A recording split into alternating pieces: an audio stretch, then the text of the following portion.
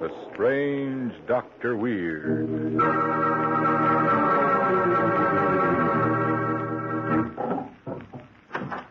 Good evening. Come in, won't you? Well, what's the matter? You seem nervous tonight. Perhaps the cemetery outside my house has upset you. But speaking of the cemetery, it reminds me of a story I want to tell you. About a murderer who was dead and buried, but who kept on killing people just the same. I call it Revenge from the Grave.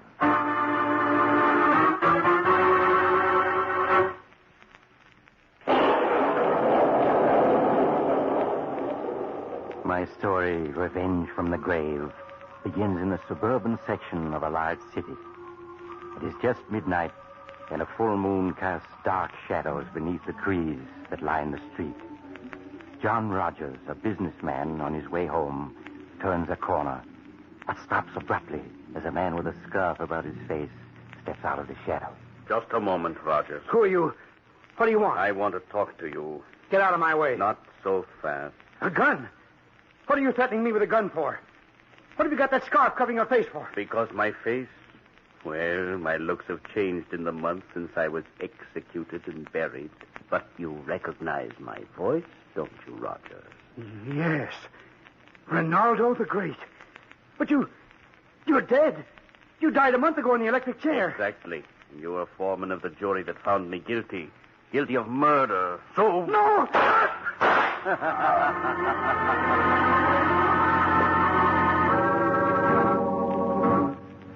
John Rogers' strange death remained a complete mystery to the police for a month. And then, early one evening, a pale-faced young man called upon Henry Wilson, the district attorney who had successfully convicted Ronaldo the Great, to tell him a story that Wilson found quite impossible to believe. Now, wait a minute. Let me get this straight. You say your name is Walter Jones and that you used to be assistant to Ronaldo the Great. That's right, Mr. Wilson. I was his assistant for 3 years. I see. And you're trying to tell me that last month Ronaldo climbed out of his grave and murdered John Rogers? Is that it? Yes. You see, Mr. Wilson, the day of Ronaldo's execution, I visited him at the prison. He'd sent for me, you see, and I can still hear his voice as he greeted me. Well, Walter, so you came. Yes, Ronaldo. What can I do for you? Tomorrow, after I'm gone, you must get the names and addresses of the judge, the prosecutor, and the 12 jurymen who sent me to my death. Their names and addresses? Yes. Write them down in my secret notebook and be sure to bury that notebook with me. I don't understand. Each month, on the night of the full moon, I shall return from my grave to execute one of the 14. I shall not sleep in peace until they are all dealt with. And did you put the names and addresses in his coffin when he was buried? Yes, and now I'm positive that Ronaldo is using them to get in touch with the 14 men he swore to kill. Please, Mr. Wilson. Tonight the moon is full. Unless you do something, Ronaldo will kill someone else. Perhaps even you. Oh, my boy. Go home and get some sleep and forget all this. Nobody's going to be murdered tonight by Ronaldo's spook. I personally guarantee it.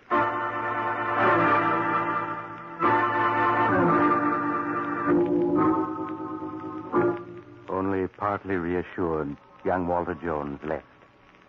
District Attorney Henry Wilson went on with his interrupted reading until he heard the clock strike midnight. Suddenly, a loud knocking at his door startled him. All right, just a moment. Who are you? You don't recognize me, Wilson. Not with that scarf wrapped around your face, no. The scarf is to keep from innocent passers-by a sight that should remain forever hidden within the darkness of a moldering coffin. But my voice, surely you recognize that. Your voice? Ronaldo the Great. Oh, no, that's impossible. Yes, Ronaldo. Come to call on you tonight, the night of the full moon, to kill you. Like this?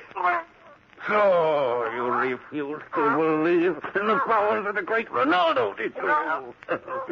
Just as the others on my list still do.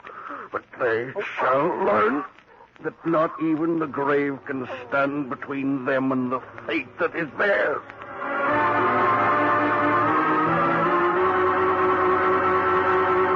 Say, Dr. Weird, what kind of a doctor are you?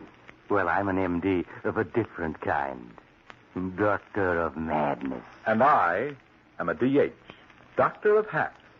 My counsel to all men is this. If your hats never seem to fit properly, if you're always tugging at the brim and fussing with the crown, remember that trying to doctor up a sick-looking hat isn't going to remedy the case. The best prescription is to get a hat that's designed from the start to keep in good shape and fit neatly. An Adam hat. Made of finest quality material, Adam hats have the stamina to wear well and are styled to the best taste. Color shades are distinctive and appropriate. For hats that reflect perfect craftsmanship, see the latest line of smartly fashioned Adam hats. Prices only $3.45 to $10 at all of the thousands of Adam hat stores and authorized dealers from coast to coast. Now, the good Dr. Weird. And now I'll continue my story, Revenge from the Grave. After the mysterious murder of District Attorney Wilson, young Walter Jones went to Judge Dexter, who had sentenced Ronaldo the Great to death.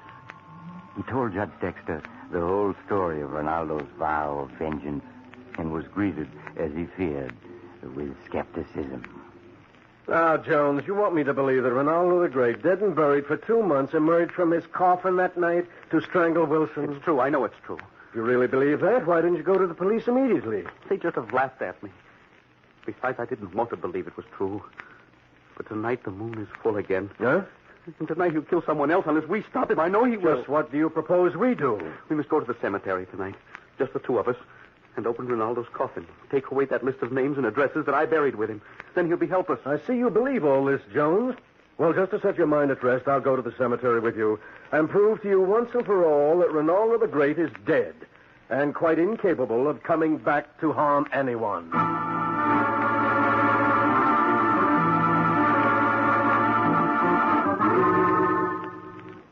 An hour later, the two men stood outside the small marble mausoleum where the body of Ronaldo the Great lay in its coffin.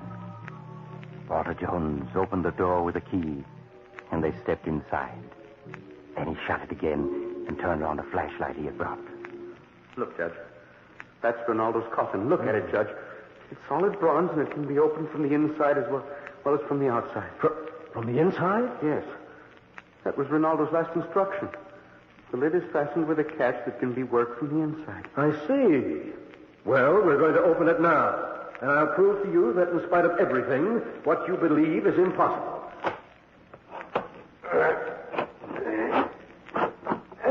There. Now shine the flashlight inside. You see? Ronaldo. There's Ronaldo the Great. Dead if I ever saw a dead man.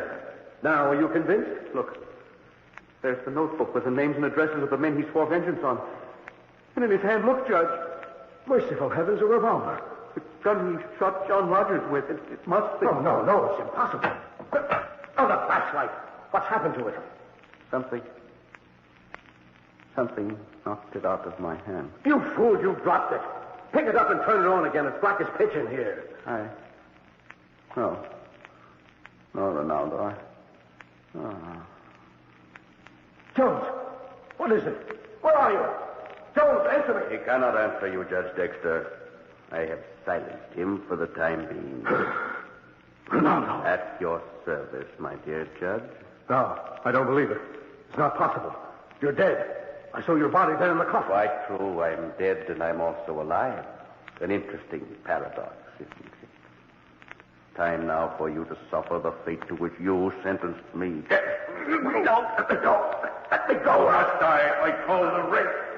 You're sworn that you shall die, and you shall. No, if you won't let me go, I have to shoot. Now, where are my matches? Oh, yes. There, now I can see. Jones, speak to me. Judge, what happened? I feel so funny, so weak. My chest hurt. Jones, I shot you with the gun we found hidden in Ronaldo's coffin. I had to. You would have killed me if I hadn't. I'd have killed you? Yes. I don't understand. What I do now. Listen, my boy. That last interview you had with Ronaldo in his cell, he hypnotized you before you left him. He ordered you to carry out his mad scheme of vengeance for him. I don't understand. He hypnotized you and told you that each night of the full moon you would believe you were he, Ronaldo, that you'd talk like him and act like him. It was you who killed John Rogers and the district attorney, just as you tried to kill me a moment ago. You couldn't help it, my boy. You were just carrying out a condemned man's diabolical scheme. Jones!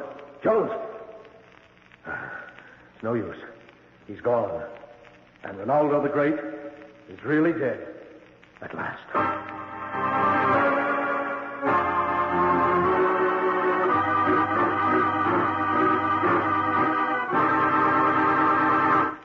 So that's the secret to how a dead man could continue to kill after his death.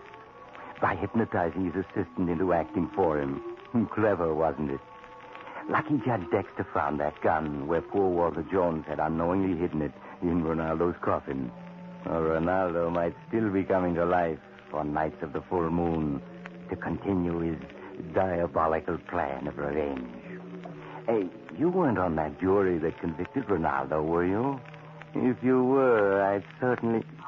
Oh, you have to go now. But perhaps you'll visit me again soon.